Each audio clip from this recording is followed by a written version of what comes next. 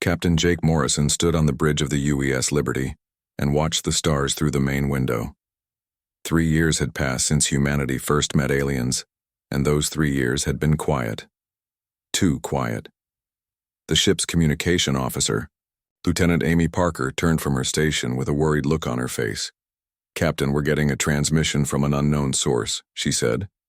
"It's coming from outside our solar system." Jake walked over to her station, put it on the main screen. The front wall of the bridge lit up with an image that made everyone stop what they were doing. A tall, thin creature made of what looked like living crystal stood in front of them. Its body sparkled with blue and white light, and its face had no mouth, only 2 large, dark eyes.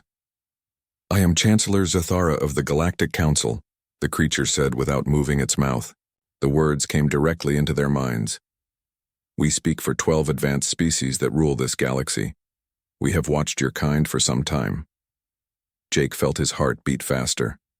This was it, the moment humanity had been waiting for since they first looked up at the stars and wondered if they were alone. "Your species has reached the stars," Zathara continued. "This means you must now choose. You will submit to our rule or you will be destroyed. There is no third option." The bridge became very quiet. Jake could hear his own breathing. Around him, his crew stared at the screen with wide eyes. "We have given this choice to many species before you," the alien said. "Those who are wise accept our guidance.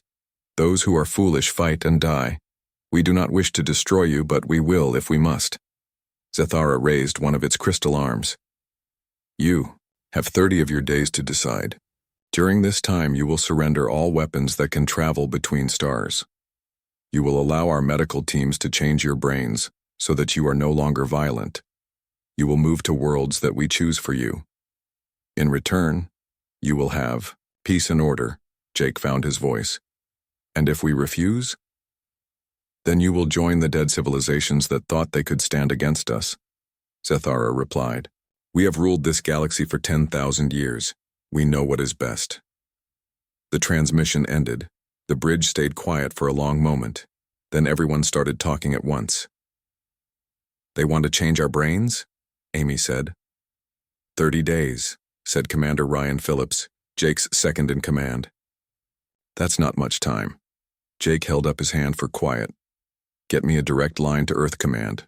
Priority 1. Back on Earth, President Marcus Webb sat in the White House Situation Room. Around the long table sat the leaders of every major nation on the planet. They had all watched the same transmission that Jake's ship had received. "So," President Webb said, "they want us to give up our weapons, let them mess with our brains, and move to whatever planets they choose for us. Or they kill us all," said the Prime Minister of Canada, Helen Price. Dr. Lisa Bennett, Earth's top expert on alien life, looked at her notes. "I've been studying everything we know about the species in this Galactic Council. From what I can tell, they're all very different from us in one important way." "What way?" asked President Webb. "They think as groups, not as individuals," Lisa said.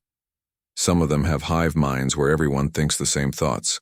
Others live in packs, where they follow one leader without question. But humans are different. We're individuals. We argue. We disagree.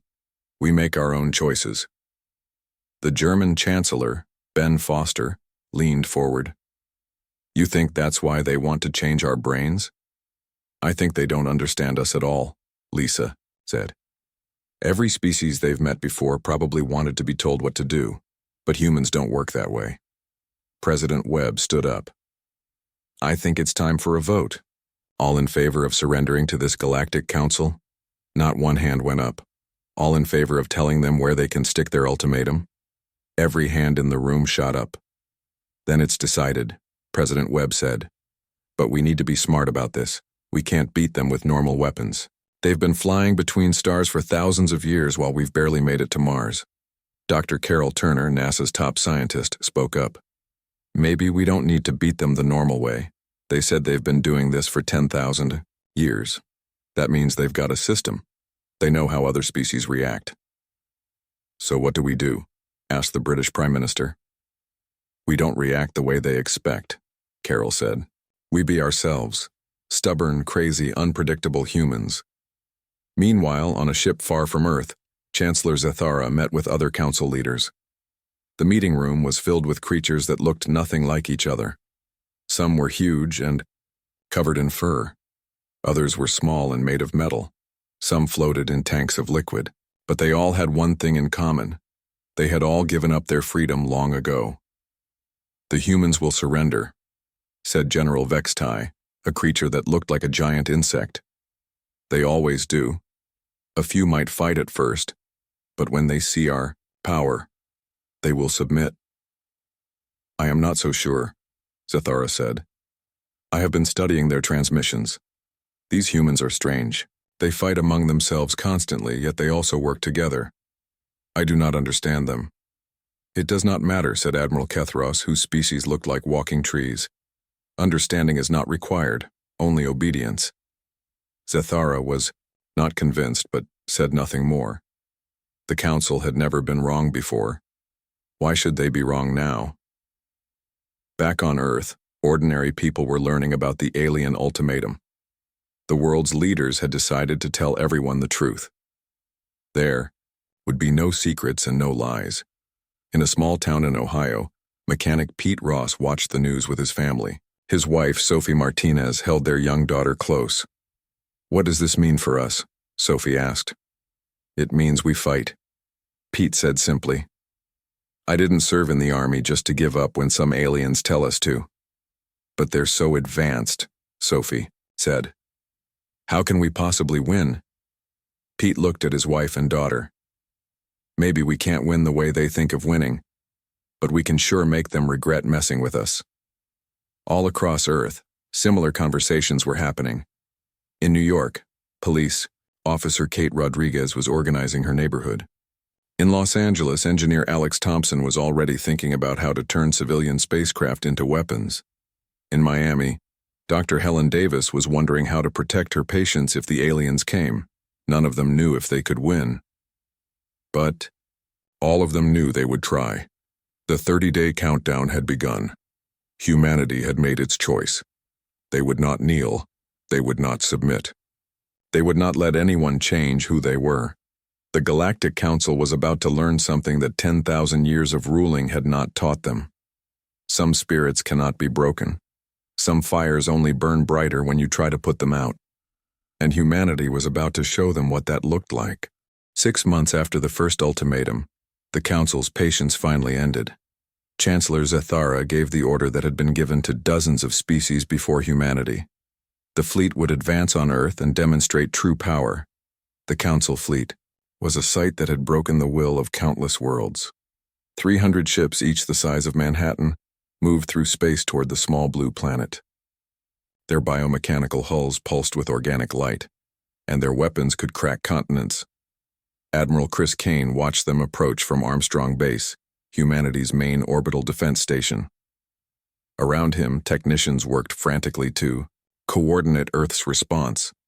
They all knew the odds. Humanity had perhaps 200 ships, most of them converted civilian vessels. It should have been no contest. "Sir," said Lieutenant Amy Parker, "incoming transmission from the lead council ship." "Put it through," Chris said. Chancellor Zathara's crystalline form appeared on the main screen. "Admiral Kane, this is your final warning. Surrender now and your species will be spared. Continue to resist and we will demonstrate why no species has ever defeated the Council." Chris looked at the alien for a long moment. Then he smiled. "You know what your problem is, Chancellor? You think this is about winning and losing. But for us, this is about being human, and we'd rather die human than live as slaves." "So be it," Zathara replied, and the transmission ended. The battle began immediately, and it was like nothing the Council had ever experienced. Instead of forming neat battle lines like civilized species, the human ships scattered in all directions. They attacked from above, below, and the sides. They used tactics that made no sense from a military standpoint. Engineer Sophie Martinez piloted a converted cargo hauler loaded with mining explosives. Her ship, the Dancing Bear, was not built for combat. It was slow, clumsy, and had no weapons, except the bomb she was carrying. But Sophie had grown up racing hover cars through asteroid fields, and she knew how to make a ship do things it was not designed to do. She dove her ship directly at a council vessel 10 times her size. The alien. Ship's defensive systems should have stopped her easily, but they were designed to stop logical attacks. Sophie's approach was not logical. It was desperate, reckless, and completely unpredictable. At the last second, she ejected in an escape pod while her ship continued on autopilot.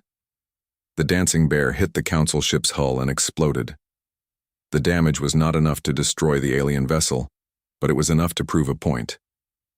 Humans would do things that no sane species would attempt. Captain Jake Morrison led a squadron of fighter craft in the attack pattern that made council tacticians shake their heads in confusion. Instead of concentrating their fire on one target, the humans split up and hit dozens of different spots at once. They're wasting their firepower, General Vextai observed. They should focus on one ship at a time. But Lieutenant Alex Thompson, flying beside Jake, had a different idea. Target their sensor arrays, he called out over the radio. We can't hurt them much, but we can blind them. It was working. The massive council ships were designed to fight other large ships in open space. They were not designed to track hundreds of small fast targets that darted around like angry wasps. Their sophisticated targeting systems became confused by the chaos. On Earth's surface, the battle was even stranger. Council landing craft had touched down in major cities, expecting to find cowering populations ready to surrender. Instead, they found something that their military manuals did not cover. Police officer Kate Rodriguez had spent months turning her neighborhood in Brooklyn into a fortress. When the aliens landed in Central Park, they found the city ready for them. Every window held a sniper. Every rooftop had observers with radio equipment. Every subway tunnel had been turned into a supply route. The council soldiers were tall, graceful beings who fought with energy weapons and personal shields.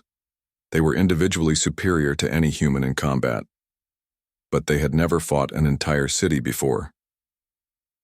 Fall back to position, Charlie, Kate called into her radio as alien forces advanced down Fifth Avenue. Around her, volunteers who had been ordinary civilians just months ago moved with the coordination of trained soldiers.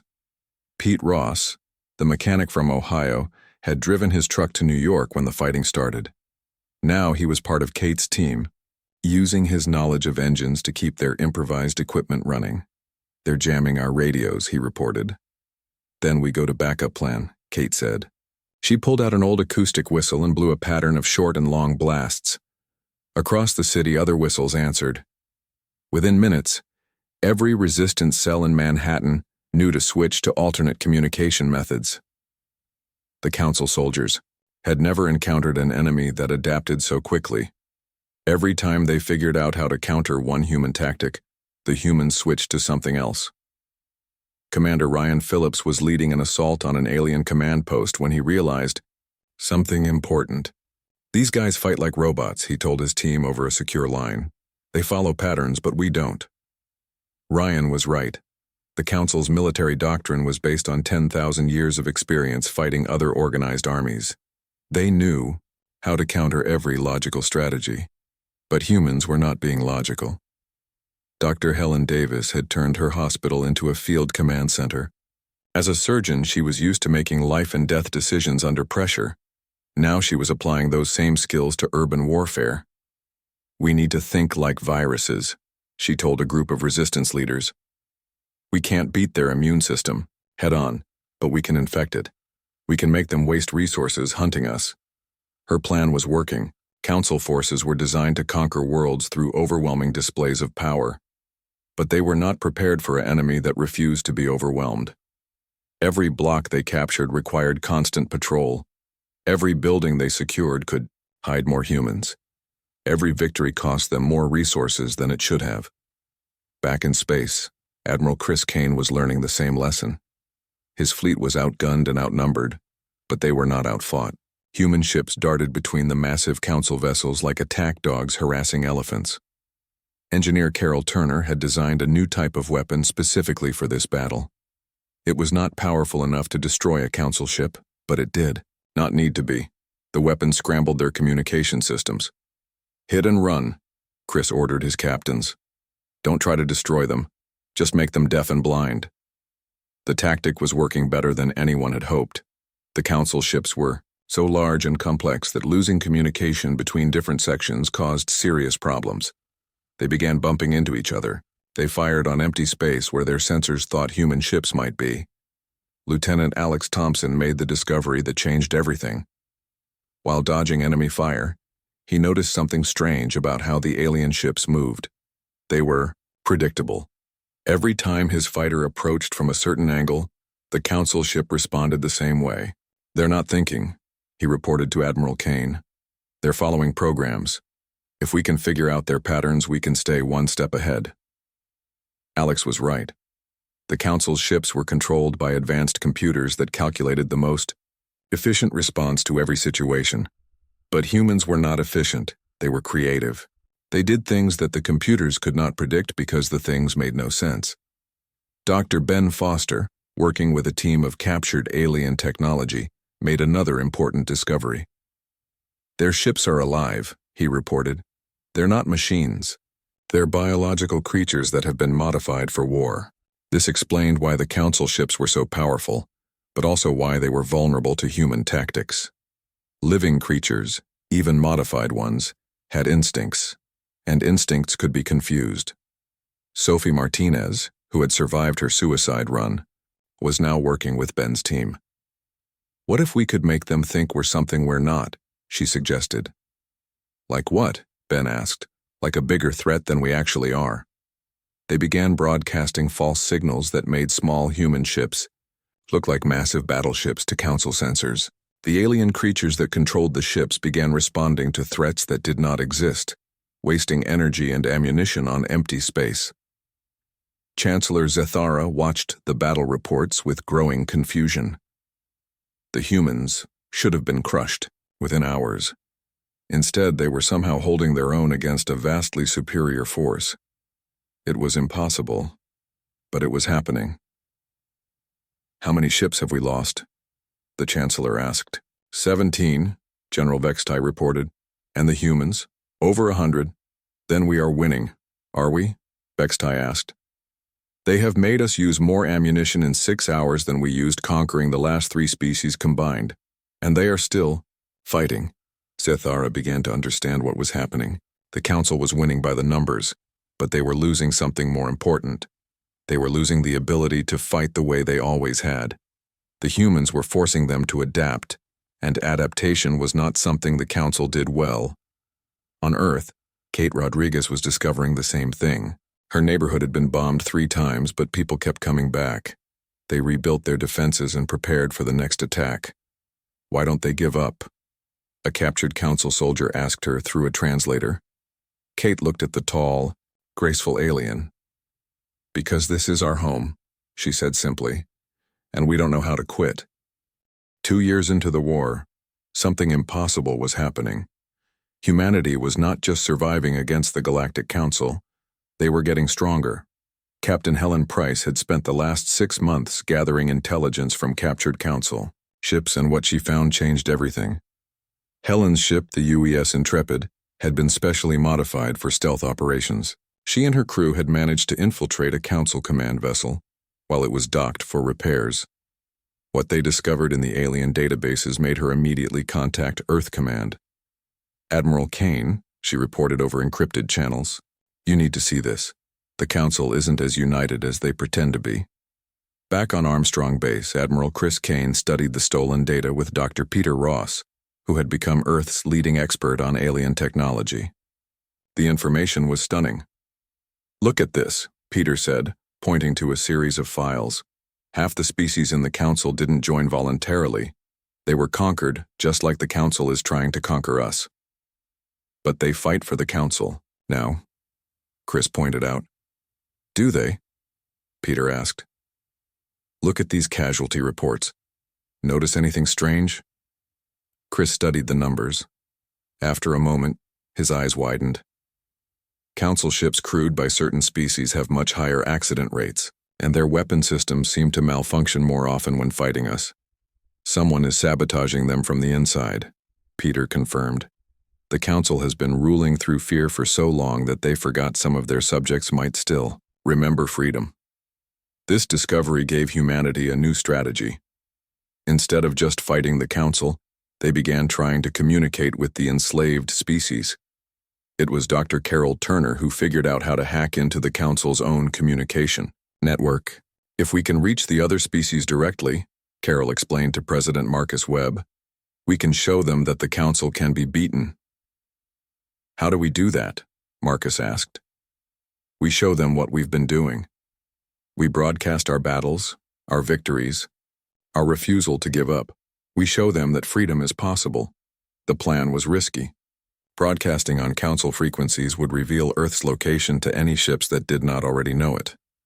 But humanity had already decided that hiding was not an option. Engineer Sophie Martinez led the team that built the transmission system. Working with parts salvaged from destroyed Council ships, they created a communication device that could reach across the galaxy. It's ready, Sophie reported to Carol. We can broadcast to every Council-controlled world simultaneously.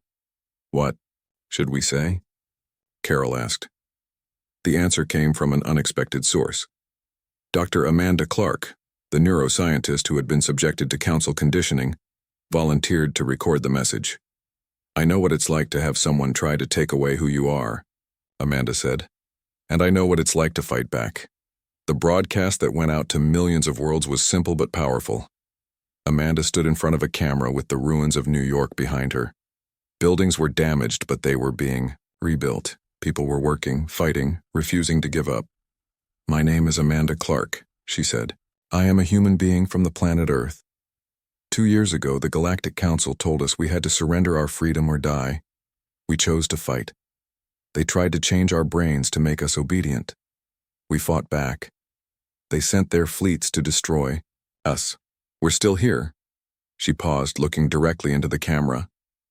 I don't know who is watching this, but if you are, I want you to know something. Freedom is not something that others can give you or take away. It's something you choose.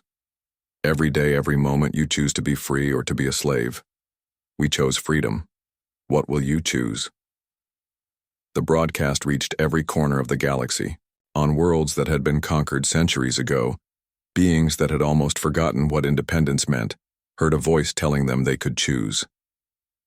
Chancellor Zathara was in an emergency meeting with the full Council leadership when the reports started coming in. Riots had broken out on 17 different worlds.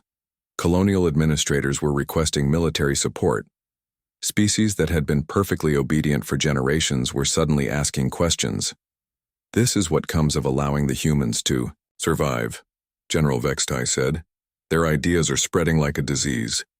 Ideas cannot be fought with weapons, Admiral Kethros pointed out. How do you kill a thought? Zathara did not answer. The Chancellor was beginning to understand that the Council faced something they had never encountered before. Every other rebellion in their history had been about territory, resources, or power. This was different. This was about the fundamental right to exist as free beings. On Earth, the war continued, but it had changed character. Council forces still controlled large areas, but they could not hold them.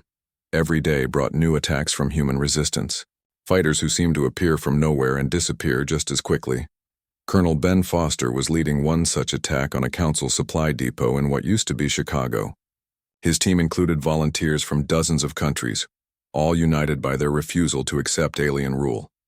Remember, Ben told his people before the assault, we're not just fighting for Earth. Half the galaxy is watching. Show them what humans can do. The attack was a complete success. Ben's team destroyed the depot and captured enough alien equipment to supply 3 more resistance cells.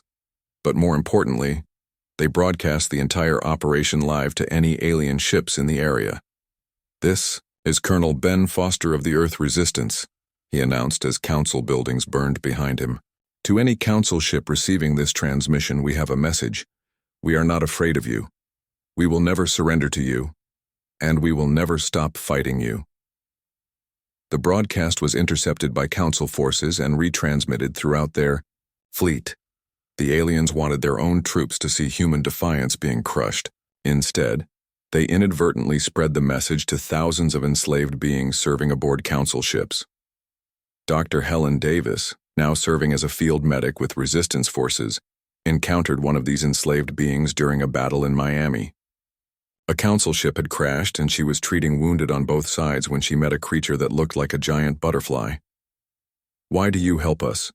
the alien asked through a translation device. "We are your enemies."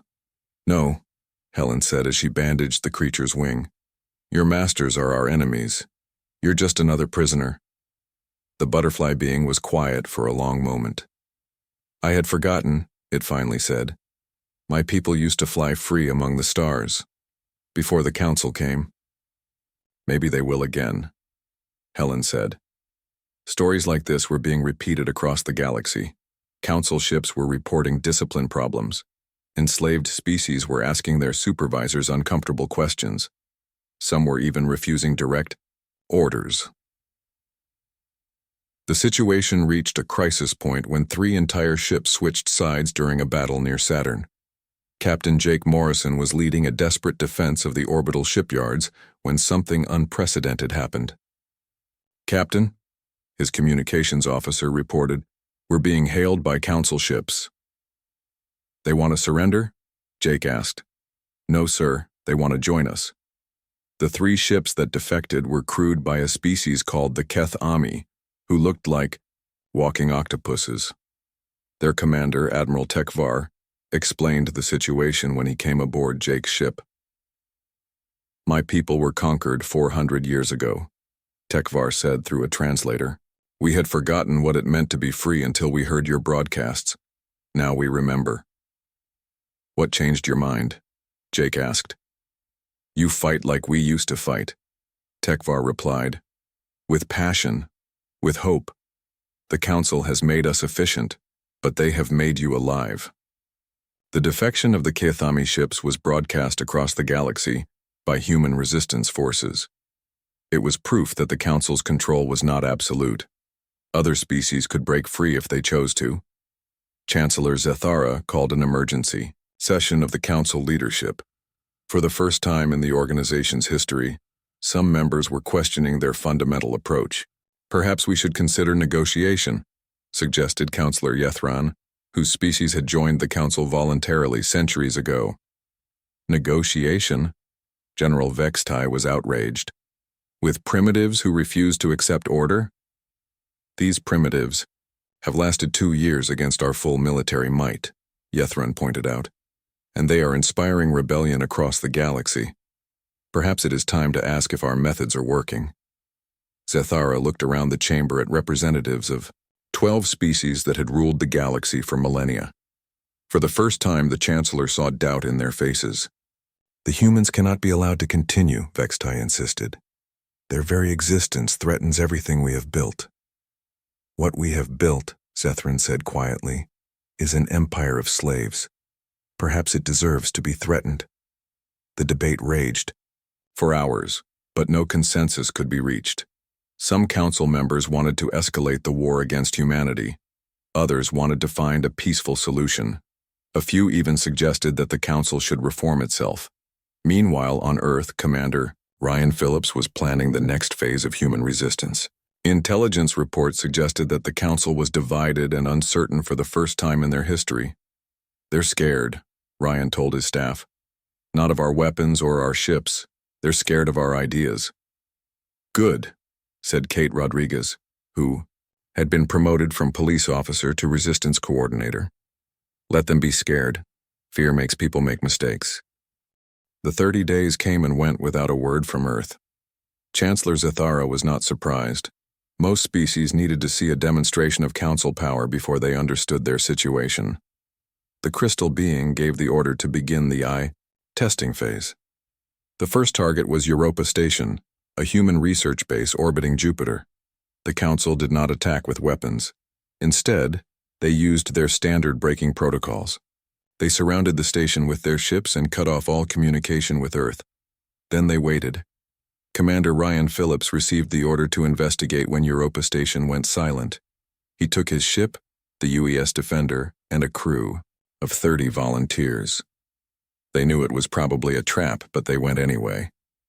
That was the first thing that confused the council observers. "Why do they come?" asked General Vextai. "They must know we can destroy them easily." Perhaps they are stupid, suggested Admiral Kethros. Zethara watched the human ship approach. It was small and primitive compared to Council vessels. Its crew had to know they could not win a fight. Yet they came anyway. The Chancellor began to suspect that the Council's psychological profiles of humans were wrong. When Ryan's ship reached Europa Station, they found something that made no sense. The station was intact, but the crew was gone. In their place were 12 humans who had been captured from other outposts and subjected to neural conditioning. The Council had expected these humans to attack Ryan's crew or try to capture them. Instead, something else happened. Dr. Amanda Clark was one of the conditioned humans. The aliens had tried to remove her aggressive instincts and make her compliant. But when she saw Ryan and his crew, she did not feel peaceful. She felt angry. Very angry. They did something to our heads, she told Ryan through gritted teeth. They tried to make us calm and obedient. But it didn't work right. I can't stop thinking about killing them. Ryan looked at the other conditioned humans. They all had the same expression of barely controlled rage. What exactly did they do to you? They showed us these lights and sounds, Amanda said. It was supposed to make us peaceful. It worked on the test animals they brought. But on us, it just made us hate them more. This was not what the Council had expected. Their neural conditioning had never failed before.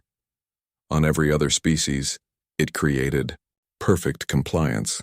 But human brains seemed to resist the process. Back on the Council command ship, the aliens were having a heated discussion. The conditioning is not working, Zethara reported. The humans are becoming more violent, not less. That is impossible, General Vextai replied. The neural conditioning works on all organic life forms. Apparently not on these humans, Zethara said. Their brain patterns are unlike anything we have seen before. Meanwhile, Amanda Clark was explaining what she had learned during her capture. I'm a neuroscientist, she told Ryan. I was awake during part of the conditioning process. I watched what they were doing. And? Ryan asked. They use a kind of energy beam to destroy specific brain pathways, Amanda said. The pathways that control aggression and independent thought. It should have made us passive and easy to control. But it didn't work? Amanda smiled, but it was not a pleasant smile. Human brains are weird. When they destroyed one pathway, our brains just made new ones. Except the new pathways seemed to make us even more aggressive than before. Dr. Lisa Bennett would later study Amanda's brain scans and discover something remarkable. Human neural networks were more flexible than any the Council had encountered. When the aliens tried to remove humanity's fighting spirit, the human brain simply rerouted around the damage and came back stronger. On Earth, the news of the failed conditioning experiment spread quickly. President Marcus Webb called another meeting of world leaders. So they can't brainwash us, he said. That's good news. What's the bad news? The bad news is that they're probably going to try something else, said Dr. Carol Turner. And next time it might be more direct. She was right. On worlds across the galaxy, the Council was changing its approach. If psychological warfare would not work, they would try a different kind of pressure. Council ships appeared over major Earth cities. They did not attack, but their presence sent a clear message. We are here. We are watching. We can end you whenever we choose. The aliens expected panic. They expected chaos. They expected humans to turn on each other as fear took hold. What they got instead was something they had never seen before. In New York, police officer Kate Rodriguez was organizing her entire neighborhood into a defense network. People who had never spoken to each other before were working together to prepare for whatever might come. We need to think about this like urban warfare, Kate told a group of volunteers. They're bigger and stronger than us, but this is our home. We know every street, every building, every hiding place. What can we do against spaceships? Asked Pete Ross, who had driven up from Ohio with a truck full of supplies. Maybe nothing directly, Kate said, but they can't control a city from orbit. If they want to rule us, they'll have to come down here eventually, and when they do, we'll be ready. Similar conversations were happening all over the world, in Tokyo, in London, in São Paulo, in Cairo. Humans were not running away or giving up. They were getting organized. engineer Alex Thompson was working, with a team of NASA scientists to figure out how to turn civilian spacecraft into weapons. "We can't match their technology," he said, "but we don't have to. We just need to make them pay a price for every inch." "How?" asked Sophie Martinez, who had joined the team after leaving her job as a mechanic. "Suicide runs," Alex said simply. "Pack a cargo ship with explosives and ram it into their hull. They won't expect that because it's not logical." "It's not logical because it's suicidal," Sophie pointed out. "Right," Alex said. "But sometimes humans do suicidal things. That's what makes us different." The council was beginning to realize that something was very wrong with their usual approach. Every time they applied pressure, humans seemed to get more organized rather than less. Every demonstration of power made them more determined rather than more frightened. Zethara was studying reports from around the globe. "Look at this," the Chancellor said to its advisors. "In every major city, humans are forming what they call resistance cells. They are sharing information freely between groups that were enemies just months ago. They should be fighting each other," General Vextai said. "All species fight among themselves when faced with external pressure." "All species except this one," Zethara replied. The Chancellor was beginning to understand something that made its crystal body glow with concern. The Council's strategy was based on exploiting the natural tendency of species to submit to a stronger force. But humans seemed to have a completely different natural tendency. When faced with a stronger force, they did not submit. They adapted. Dr. Helen Davis in Miami was discovering just how true this was. As a trauma surgeon, she was used to seeing people at their worst. But the alien threat was bringing out something she had never seen before. "People are volunteering for the most dangerous assignments," she told her colleague, Dr. Ben Foster. "Yesterday, a grandmother asked me to teach her combat medicine." "A grandmother." "Maybe they're just scared," Ben suggested. "No," Helen said. "They're not scared. They're angry, and they're determined. It's like the whole species just decided they're not going to take this lying down." That was exactly what had happened. All across Earth, humans were making the same choice independently. They would not surrender. They would not submit. They would fight, even if they could not win. The Council had faced rebellions before, but those had been desperate last stands by dying species. This was different. Humanity was not acting desperate. They were acting confident. They were acting like they expected to win. Commander Ryan Phillips summed it up best when he reported back to Earth Command. "The aliens seem to think that if they push us hard enough, we'll break. But they don't understand humans very well. We don't break, we bend, and then we spring back harder." Chancellor Zethara was coming to the same conclusion. The crystal being had ruled for centuries and had never encountered anything like humanity. Every other species had natural breaking points. Humans seemed to have none. "Perhaps we should consider the final option," suggested Admiral Kethros. "Extermination?" Zethara asked. "It has worked before." Zethara considered this. The Council had the power to destroy Earth completely. It would be simple and clean. But for the first time in its long life, the Chancellor hesitated. Something about these humans was different. Something about them was dangerous in a way that even planet-killing weapons could not address. They were changing the very nature of the conversation. The testing phase was over. Now the Council would have to decide. Escalate to open warfare or try something else entirely. Either way, humanity had already passed a test that the Council did not even know they were giving. They had proven that they could not be broken by fear, pressure, or conditioning. Now both sides would discover what that really meant.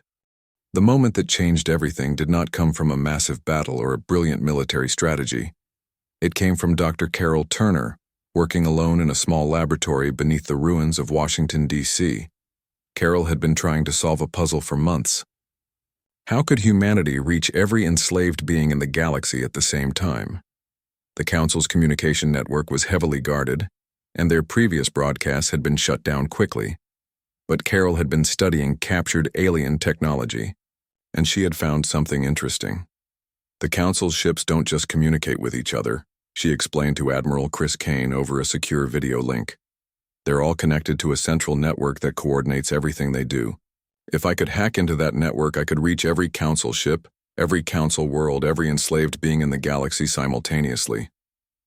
How? Chris asked. I'd need to get physically close to one of their command ships, Carol said.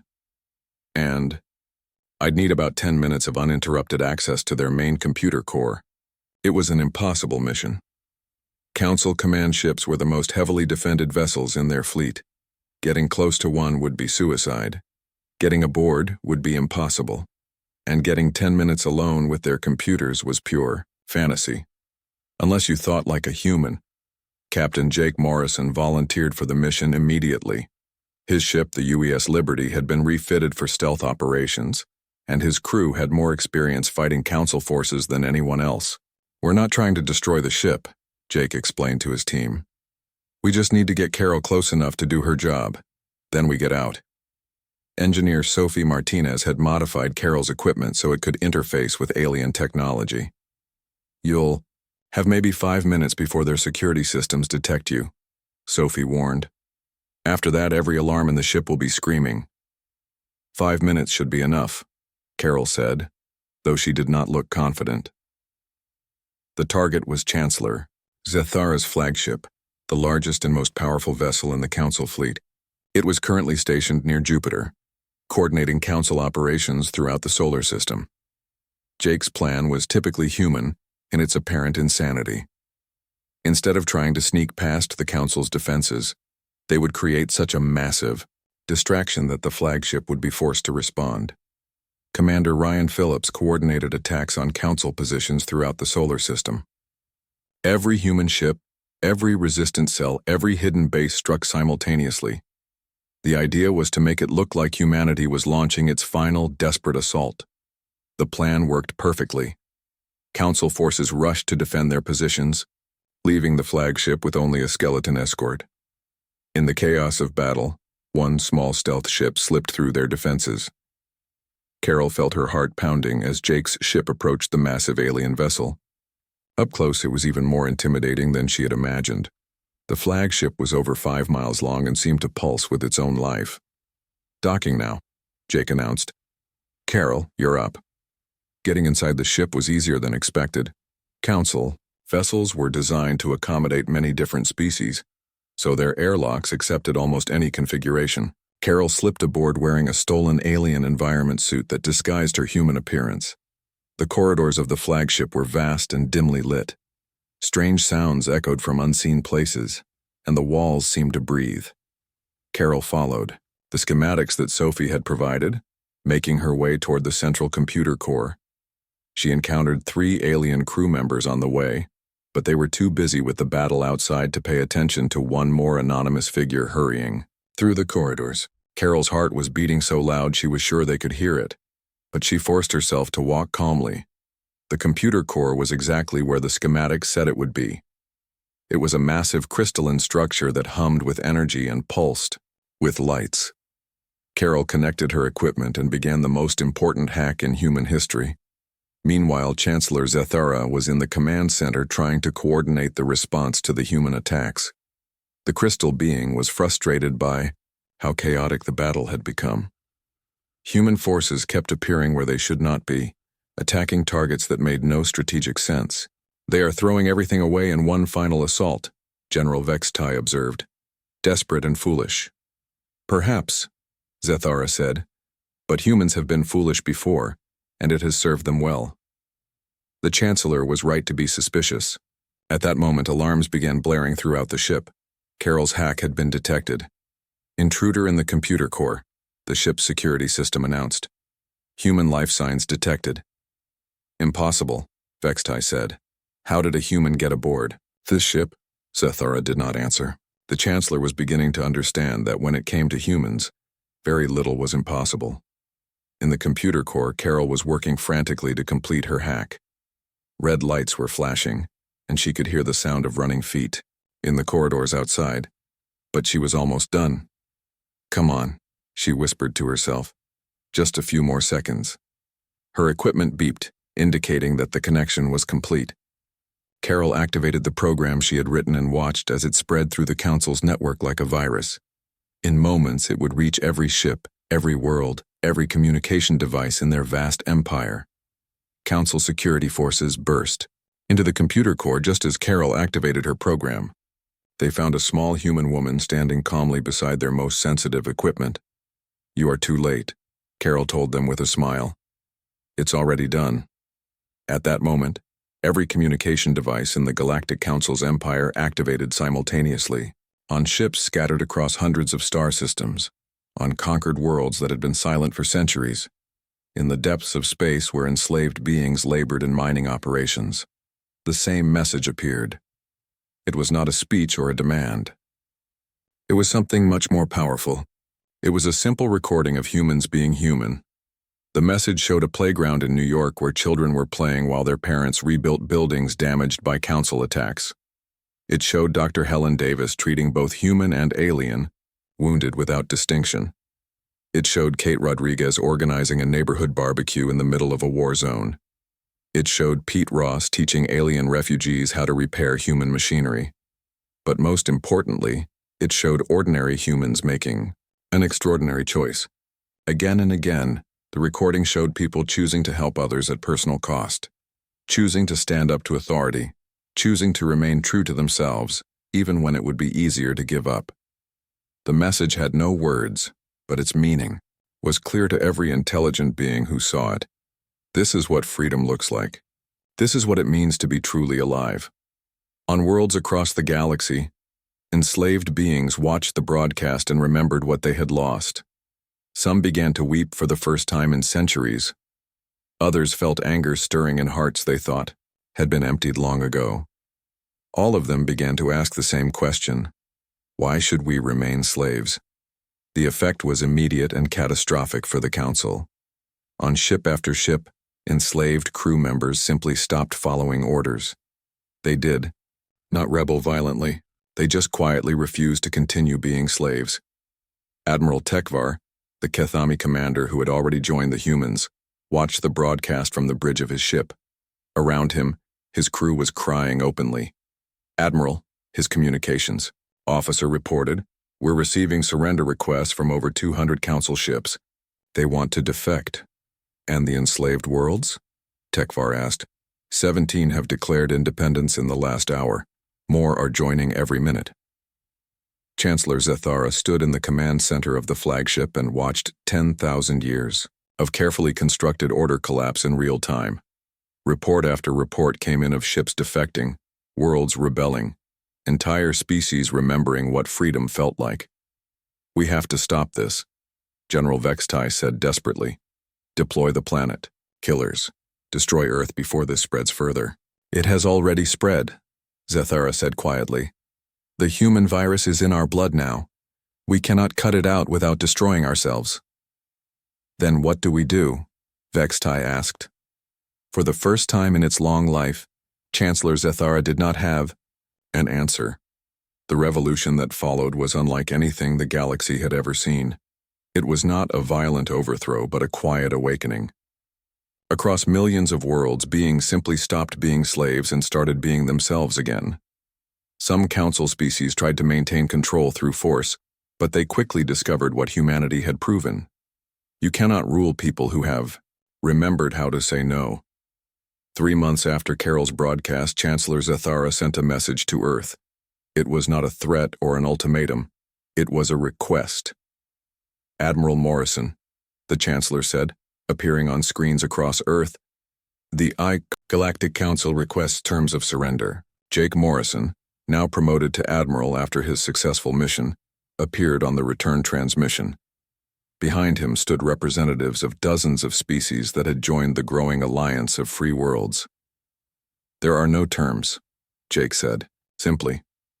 "There is only choice. You can choose to be free or you can choose to remain slaves, but you cannot choose for others anymore." "And if we choose freedom?" Zethara asked. "Then you join us in building something better," Jake replied. "Something based on cooperation instead of domination. Something based on choice instead of force."